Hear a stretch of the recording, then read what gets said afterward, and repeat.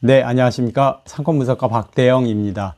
서울 수도권에 많은 개발 계획들이 발표가 됐고, 지금 현재 이제 개발을 하고 있죠. 중심 상권들을 위주로 간단하게 한번 설명드리는 시간을 갖도록 하겠습니다. 우선 개발 계획을 전체를 보시면, 네, 제2외곽 고속도로하고 이렇게 그 GTX죠. 예, GTX 요건 이제 마석 정도에서 출발하는 것이고, 여기는 동탄 신도시에서 이제 출발하는 것이죠. 삼성역으로 갑니다.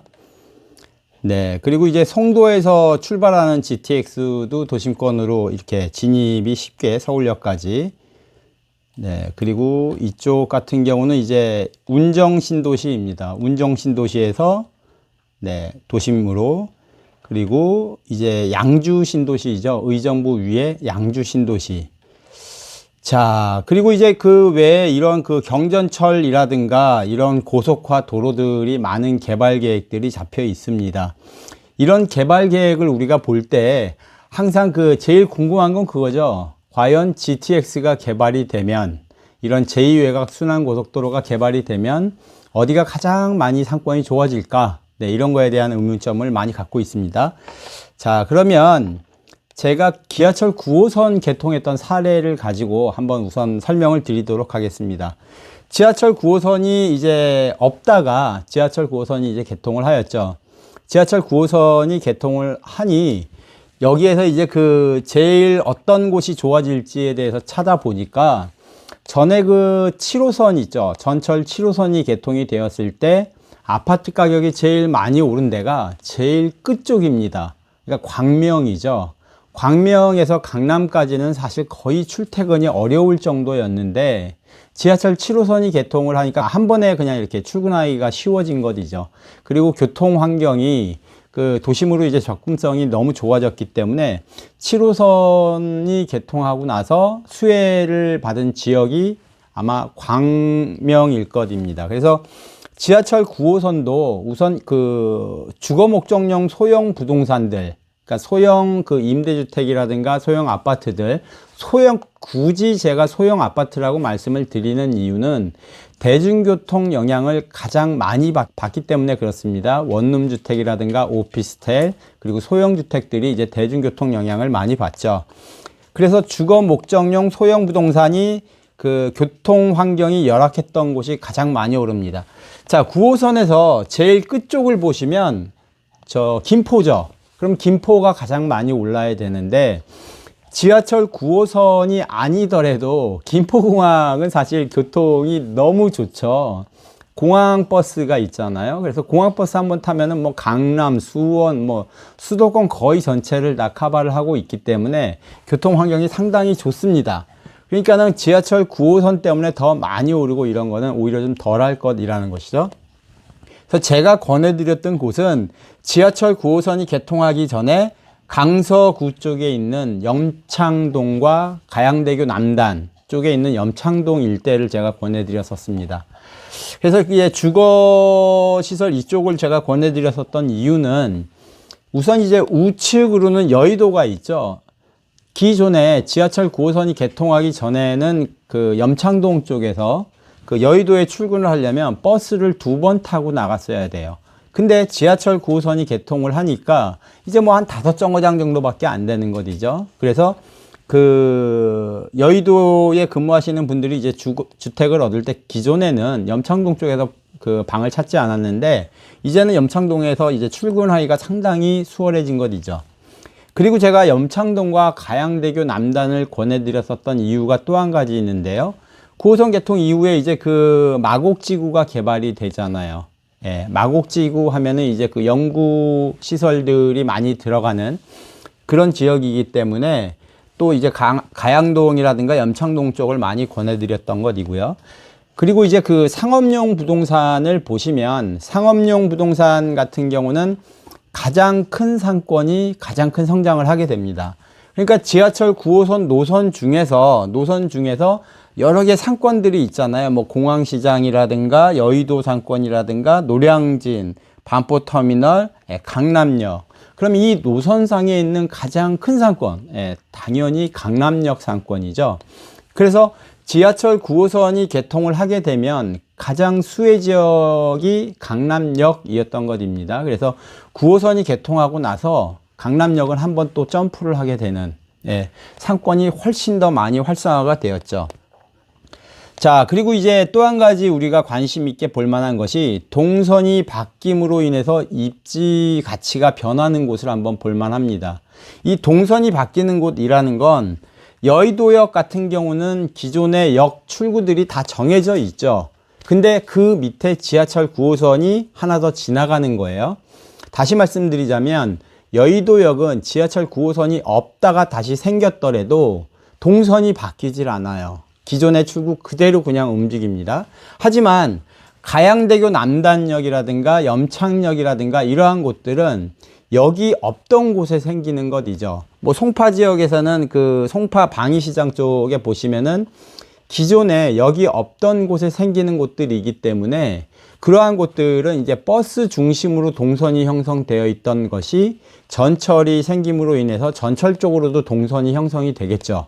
예, 그렇기 때문에 그쪽으로 이제 그 임대료를 많이 지불할 수 있는 업종들이 옮기게 됩니다. 대표적인 것이 핸드폰이라든가 뭐 편의점이라든가 뭐 이러한 것들이 이제 그쪽으로 옮기게 됩니다. 자, 그래서 이런 관점에서 세 가지 관점에서 한번 우리가 그 서울 수도권 개발 지도를 한번 살펴보시면, 자, 제일 끝쪽만 한번 보시죠. 네, 양주 신도시. 양주 신도시 같은 경우는 사실 의정부도 먼데 양주까지 간다는 거 정말 힘듭니다. 더군다나 이 중랑구 쪽 이 동부 간선도로를 타고 가야 하기 때문에 차량 정체가 정말 심한 곳이에요. 그래서 GTX가 들어가지 않으면 사실은 서울로 출퇴근 거의 불가능한 지역이라고 말씀을 드릴 수가 있습니다. 근데 GTX가 들어가게 되면 사실 여기 도심까지 뭐 접근성이 너무 좋죠. 예, 그래서 양주 신도시 일대가 좋겠고요. 그리고 이쪽 같은 경우는 동쪽으로 보시면 이제 마석 지역입니다. 마석 지역인데 마석 지역에서도 이제 그 청량리역 쪽으로 금세, 그리고 이제 그 양평 쪽 같은 경우는 이제 고속도로가 개발이 되죠. 그리고 이제 그 전원주택 선호도 조사에서 1위가 사실은 이제 양평 지역이기 때문에 양평 지역에서는 이제 고속도로로 접근하기가 좋은, 네, 그런 지역이 되겠습니다. 그 동탄 신도시 같은 경우는 뭐 너무 뉴스에도 많이 나오고 했기 때문에, 예, 동탄 신도시에서 이제 강남으로 진입이 바로 가능하죠. 강남의 삼성역으로 이제 진입을 할 수가 있게 됩니다. 그 강남 지역에서 개발이 되는 중심축을 한번 말씀을 드리려면 이 삼성역을 중심축으로 아마 생각을 하시면 될 거예요. 삼성역에 이제 현대에서 개발을 하고 있고 강남 테헤란로가 있기 때문에 삼성역 중심으로 우측 좌측이 이제 많은 그 발달들이 일어났죠. 주거시설 같은 경우도 이제 하남이라든가 미사라든가 하남 쪽이 많이 확장을 하게 되고 그쪽이 이제 아파트 가격이 많이 높은 이유 중에 하나가 바로 이 삼성역 쪽으로 강남 쪽으로 접근이 용이하기 때문일 것입니다. 자, GTX가 또 하나 들어갑니다. 광교 이신도시 밑쪽으로 해서 이렇게 그 GTX가 또 들어가게 되고요. 인천 송도 지역이죠. 인천 송도 연장하는 이 GTX가 또 개발 계획이 잡혀 있습니다. 일산 쪽으로는 이제 문정 신도시, 네, 그리고 이제 김포 경우는 사실 좀 많이 좀 아쉽죠. 왜냐면은 이쪽 김포로 신도시가 들어간 세대수라든가 이런 걸 비교를 해 보면 이 강동 쪽과 비교를 했을 때는 너무 차이가 많이 나죠. 예, 너무 차이가 많이 나기 때문에 접근성이라든가 이러한 것들이 비교가 사실 되질 않습니다. 자, 우선 그러면 이제 서울 수도권에서 상권들을 한번 보도록 하겠습니다. 5대 부도심 상권 하면은 서울에서는 우선 이제 제일 첫 번째로 강남역을 말씀드릴 수가 있습니다. 강남역 상권, 그리고 이제 강동 쪽에서는 천호역 상권이죠. 예, 천호역 상권. 그리고 이 위쪽으로는 노원역 상권 정도, 예, 노원역 상권 같은 경우는 주거 중심지 위주로 이제 형성이 되어 있기 때문에 백화점도 들어가 있고요. 그리고 이제 이 위쪽으로는 의정부역 상권이 있습니다. 의정부역 상권도 제가 항상 말씀드리지만 시간이 흐르면서 주변에 계속 개발이 되어도 의정부역 상권은 정말 안정적으로 계속 발달할 그런 상권입니다. 자, 그리고 이제 서쪽으로 보시면 그 연신내역 정도를 저희가 꼽을 수가 있습니다. 연신내역 같은 경우는 그 좌측으로는 물론 이제 일산 라페스타라든가 이러한 곳들이 있고 우측으로는 종로가 있는데, 연신내역 같은 경우는 그래도 그 긍정적으로 제가 상권을 바라보는 이유가 도심으로 접근하기가 상당히 어렵습니다. 다시 말씀드리면 강남 지역의 둔촌동이라든가 이러한 곳들은 9호선을 타고 한 번에 바로 이렇게 갈 수가 있지만, 연신내역 같은 경우는 전철이 있기는 하지만 상권으로 이렇게 이동을 하기가 좀 거리가 멀다. 이렇기 때문에 그 은평 뉴타운이라든가 이러한 것들이 개발이 되면서 가장 그 수혜 지역이라고 할 수 있었던 상권이 연신내역 상권이었습니다. 자, 그리고 이제 영등포 지역이나 신도림역 정도를 말씀을 드릴 수가 있습니다. 근데 신도림역이 교통 그 사용량, 유동 인구는 정말 많습니다. 하지만 그 사람들이 환승 인구이지 밖으로 나오질 않죠. 그리고 신도림역이 앞으로 크게 발달하기 위해서는 큰 상업시설이 들어갈 수 있는 부지라든가 이러한 것들이 형성이 돼야 되는데, 그런 점이 좀 아쉽다는 점을 말씀드릴 수 있고요. 그리고 영등포역이나 이 청량리역 같은 경우는 수도권임에도 불구하고 개발이 상당히 더디죠. 그 더딘 이유는 그 신도시나 이러한 곳들처럼 크게 한꺼번에 개발을 하기가 수월하지 않죠. 영등포라든가 청량리 같은 경우는 필지 소유자들이 너무 많기 때문에 재개발이라든가 뭐 이런 형태로 크게 개발을 해야 되기 때문에 더딜 수밖에 없습니다. 용산 지역도 마찬가지로 그런 맥락에서 보시면은 그 개발이 더딜 수밖에 없죠. 자, 토지 같은 경우는 제2외곽순환 고속도로를 한번 이제 관심 있게 보실 만한데, 그 제2외곽순환 고속도로 같은 경우는 이제 물류 공장이라든가 이러한 것들이 많이 들어가게 되는데요. 물류가 들어가더라도 큰 물류 회사들이 들어가는 것이 아니라 좀 예를 들자면 도심 위주로 하는 예를 들어서 육가공 업체라든가 이러한 곳들이 주로 이제 외곽순환 고속도로 인근 쪽으로 많이 빠지는 형태라고 생각하시면 되겠습니다. 라든가 위례 신도시, 이렇게 그 신도시들이 다 보이죠. 광교 제2신도시, 저 위에 보시면 양주라든가 이러한 곳들이 다 개발 계획들이 잡혀 있는데, 이런 신도시라든가 뉴타운들이 생기면서 그 주변 상권 중에서 우리가 관심 있게 볼 만한 지역이 어떤 지역이냐면요, 뉴타운이 들어간다 하면 뉴타운에 못 들어가는 업종 생각하시면 돼요. 마곡지구 개발한다, 판교 테크노밸리 개발한다 그러면 판교 테크노밸리에 못 들어가는 업종, 마곡지구에 못 들어가는 업종, 뉴타운에 못 들어가는 업종을 생각하시면 돼요.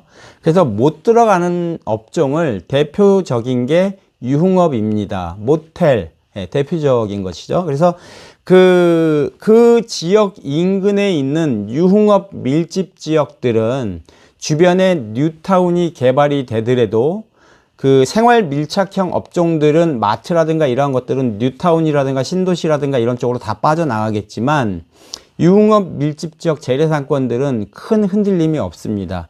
그래서 물론 이제 재래상권 중에서도 이 정도 규모가 되는 아주 큰 상권들 말씀드리는 겁니다. 의정부역이라든가 강남역, 대표적인 데가 천호역, 길동역, 그리고 여기 그 연신내역, 이 정도 상권들이 크게 영향이 없다고 보시면 되겠습니다. 수원 지역에서는 유흥업이 가장 많이 몰려 있는 곳이 인계동이죠. 인계동 같은 경우는 사실 그 상업지 부지가 너무 크기 때문에 공급이 너무 과잉이기 때문에 그러한 점이 단점이긴 한데요. 그 주변에 있는 그 개발들이 계속 이루어지면서 크게 흔들림이 없는 그런 상권으로 지속이 될 거라고 생각을 합니다. 네, 오늘은 이 수도권 전체적인 개발 계획에 대해서 한번 살펴보았습니다. 감사합니다.